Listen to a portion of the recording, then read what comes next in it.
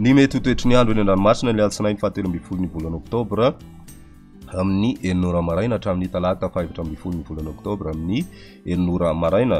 Tsy misy ny fampitandremana manokana ho an'ny mpampiasa ranomasina. Toy izao ny toetry ny andro ao amin'ny morontsiraka Atsinanana tanjona Ambobaomby hatrany amin'ny tanjona Angotsy.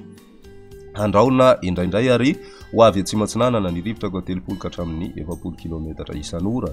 Hatratra 520 km isan'ora indraindray any avaratry Vohimara. Anonjabe na ahery ny ranomasina ary ny avin'onja 2.5 ka hatramin'ny 2 metatra.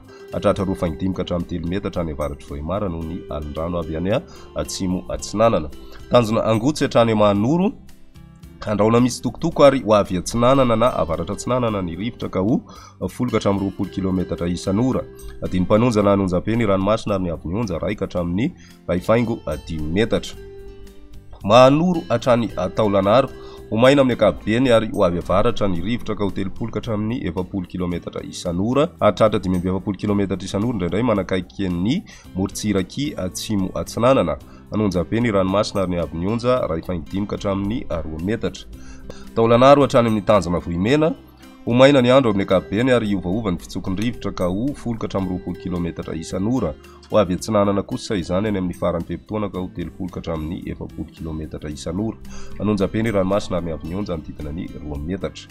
Morontsiraka andrefana tanjona Vohimena hatrany amin'ny tanjona Ankaboa. Omaina amin'ny ankapobeny ary ho avy atsimo ny rivotra ka ho 20 ka hatramin'ny 30 km isan'ora. Hatratra 20 km isan'ora manomboka ny atoandro. Anonjabe ny ranomasina ary ny avin'onja manodidina ny 2.5 metatra.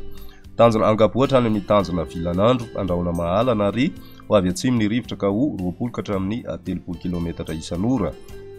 Hatratra 20 km isan'ora manomboka ny atoandro ary adiny-panonja na anonjabe ny ranomasina ka ny avin'onja 1 ka hatramin'ny 2.5 metatra. Tanjona Vilanandro hatrany Analalava andrahona misy tokotoko ary iovaova ny fitsokon'ny rivotra ka ho 10 ka hatramin'ny 20 km isan'ora. Hatratra 30 ka hatramin'ny 20 km isan'ora indraindray ny maraina. Adiny-panonja ny ranomasina ary ny avin'onja manodidina ny 4.5 metatra. Analalava hatrany amin'ny tanjona Ambobaomby. Mety hisy orana tandrivilahona fitsy manakaiky ny Nosy be ary ho avy Atsinanana ny rivotra ka ho 30 ka hatramin'ny 20 km isan'ora. Adiny-panonja ny ranomasina ary ny avin'onja 4.5 ka hatramin'ny 2 metatra.